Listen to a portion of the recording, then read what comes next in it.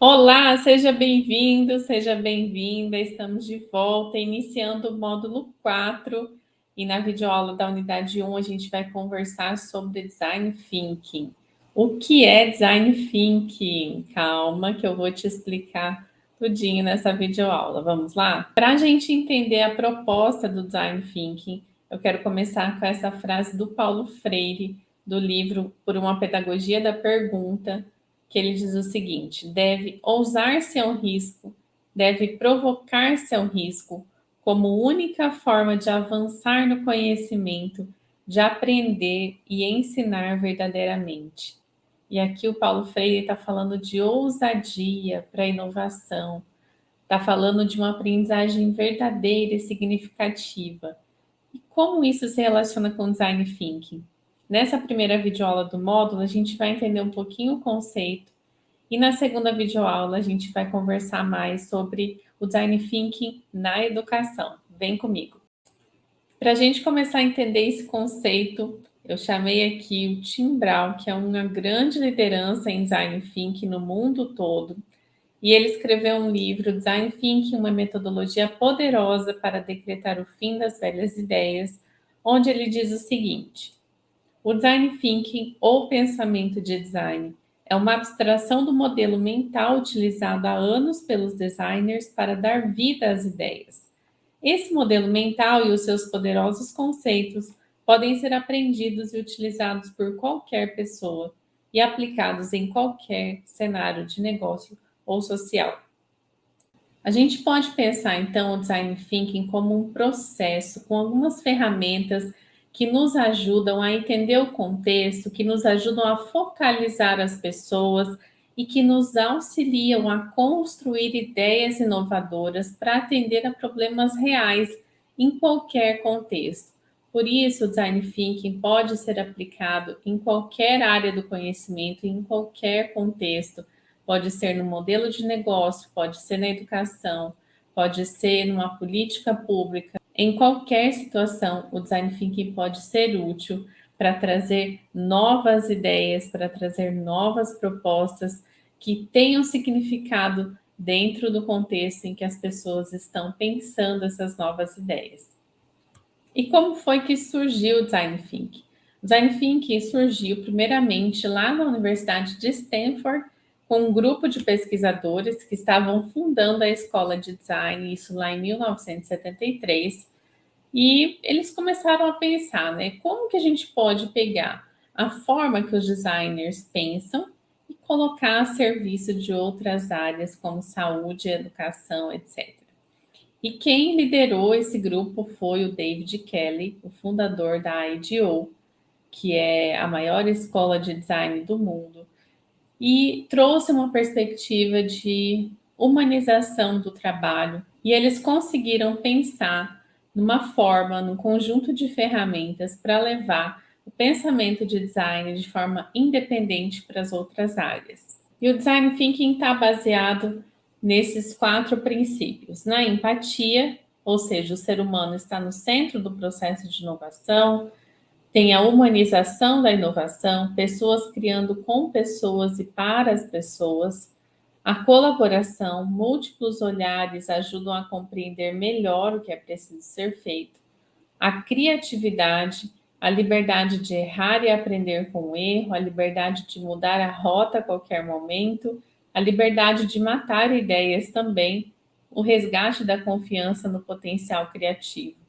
E o otimismo, romper com a lente do pessimismo, vislumbrar as possibilidades, todos somos capazes de propor soluções, mesmo diante de restrições. Então, o design thinking significa que a gente pode fazer a diferença desenvolvendo um processo intencional para chegar ao novo, para chegar a soluções criativas e para criar impacto positivo. Significa que podemos usar a empatia para aproximar pessoas pelo que elas têm em comum e para criar soluções e experiências transformadoras na sociedade. E significa também sair do lugar comum, viver a realidade das pessoas e construir soluções de forma coletiva para problemas comuns. E agora a gente vai assistir um vídeo que vai te ajudar a entender as motivações pelas quais o design thinking é importante hoje na nossa sociedade e principalmente na educação. Vamos lá?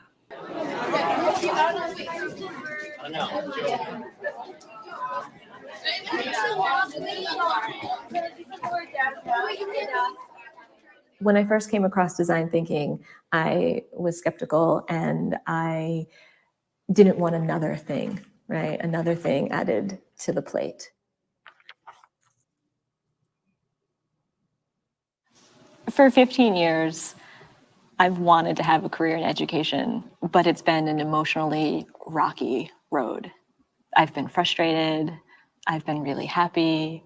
I've felt really sorry for myself, and I've been enormously proud of my work. I don't know any teacher who hasn't gone through dark times and light times trying to make their way. Sometimes I think education is a circus. We are just contained in this tent and we take it down in the summer and then we put it back up every fall. In 15 years of teaching, it never occurred to me to look outside of the tent. So a group of designers came to our school and they helped us realize that as teachers, we were designing all the time. And this is the word. With the right tools, we had the potential to design a better system. But it isn't that simple, right? They don't have a formula, just do it this way. So for a year, we tried. We placed objects around the campus to promote discovery. We designed an ideal teacher's lounge. We built an online collaboration tool for our teachers. And we are currently in the process of redesigning our ethics program. And over again, we've hit walls. And every time we came back to the table and explained, this can't work, we can't possibly do this. And every time they came back to us and said, but you are doing it. Optimism is not lacking in schools, but it's all reserved for our students. You know what it means for a student to have someone who believes in them. Consider how many times you've pleaded with a child not to give up after one bad day or one bad grade. But who believes in us? Do we believe in ourselves? I think if teachers viewed themselves as designers, if teachers believed that they could affect change, if they really believed in themselves, I think a much better system is possible. Esse vídeo nos mostra claramente esses 4 pilares do design thinking: a empatia, a colaboração, o otimismo e a criatividade dentro do processo educacional, e mostra como é possível fazer isso dentro desse ecossistema das escolas, como é possível nós, professores, nos vermos também como designers, né, como construtores dessas experiências de aprendizagem que dão mais protagonismo para os estudantes, que tornam eles parte desse processo criativo de aprendizagem também. E agora a gente vai assistir um vídeo do Sebrae, que é uma animação bem interessante, que vai te ajudar a entender um pouquinho mais sobre essa estrutura do design thinking como um processo criativo, para na próxima aula você entender de forma mais aplicada a educação. Vamos lá? Design Thinking significa usar o modo de pensar e agir dos designers nos negócios e na vida. É um método centrado nas pessoas. Estimula que você atenda e planeje suas ações de acordo com o que as pessoas querem e precisam. Colaborativo. Muitas mentes são mais eficientes que uma ao resolver desafios. Experimental, pois dá a liberdade de aprender com os erros e estimula a prototipagem rápida de ideias e projetos. O processo de Design Thinking começa com um desafio estratégico e continua por 3 passos: ouvir, criar e implementar. Fase 1. Ouvir. Para projetar soluções inovadoras, você precisa entender os desejos, problemas e expectativas das pessoas. Defina um desafio. Liste problemas ou oportunidades que envolvam clientes, empregados, fornecedores, comunidade. Reduza essa lista até chegar a um desafio. Reescreva o problema usando a expressão "como podemos". Por exemplo, como podemos aumentar as vendas sem grandes investimentos? Estabeleça um espaço, mesmo que seja só uma parede, para compartilhar imagens, inspirações, frases ou notas de pesquisa. Reflita sobre o que já sabemos. Antes de sair a campo, escreva em post-its o que você e sua equipe já sabem sobre o desafio e o que vocês precisam saber. Identifique seu público. Liste pessoas e grupos ligados ao desafio. Observe e converse com indivíduos que representem extremos, clientes familiarizados com o produto e também pessoas que não têm nada a ver com ele. Vá a campo. Há muitas formas de aprender. Entrevistas individuais, em grupo ou simplesmente observando as pessoas. Prepare um roteiro com perguntas abertas, faça anotações e tire fotos. Inspire-se em outros locais. Buscar contextos diferentes traz novas inspirações. Você já pensou que uma boa companhia aérea pode conseguir boas ideias sobre check-in ao observar a recepção de um hotel? Fase 2. Criar.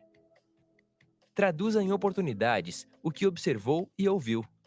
Utilize os 2 hemisférios do cérebro, lógico e criativo, para criar soluções e convertê-las em protótipos. Liste insights. Insights são propulsores para novas ideias. Formule perguntas em torno dos insights, começando com como podemos ou e se. Selecione até 5 perguntas para a sessão de ideação. Organize sessões de ideação. Ideação ou brainstorming é a geração de várias ideias a partir de um tema. Providencie uma sala com espaço nas paredes, post-its, canetas e papel.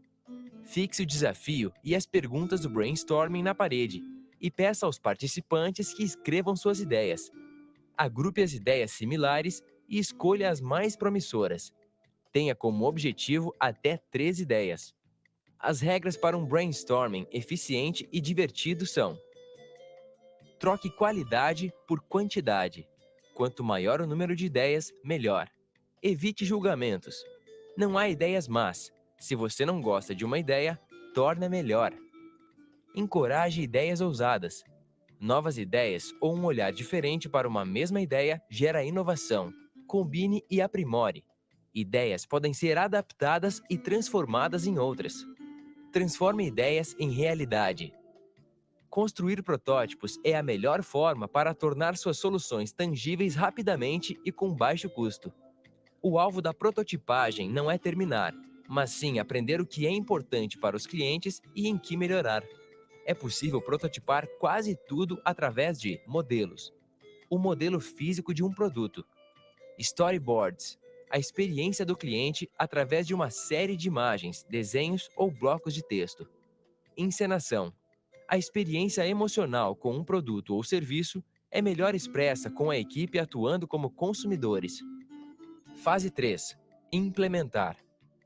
Uma vez que você tenha criado várias soluções, é hora de entender como torná-las viáveis.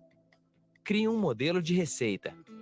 Pense em quanto e como os clientes pagarão pela sua proposta de valor. Planeje mini-pilotos. Essa é uma maneira de continuar aprendendo antes de uma implementação completa. Esse vídeo nos dá uma ideia sobre as etapas do processo de Design Thinking que a gente vai aprofundar logo mais. E eu quero deixar uma super dica para você também para assistir esse vídeo do TED Talks sobre Design Thinking, solucionando problemas complexos com o Ricardo Ruffo. É imperdível para você saber mais um pouco de como o Design Thinking se aplica na nossa vida cotidiana e transforma a nossa forma de ver o mundo também. E essas foram as referências utilizadas para a nossa videoaula. E a gente fica por aqui. Eu te vejo em breve. Até lá!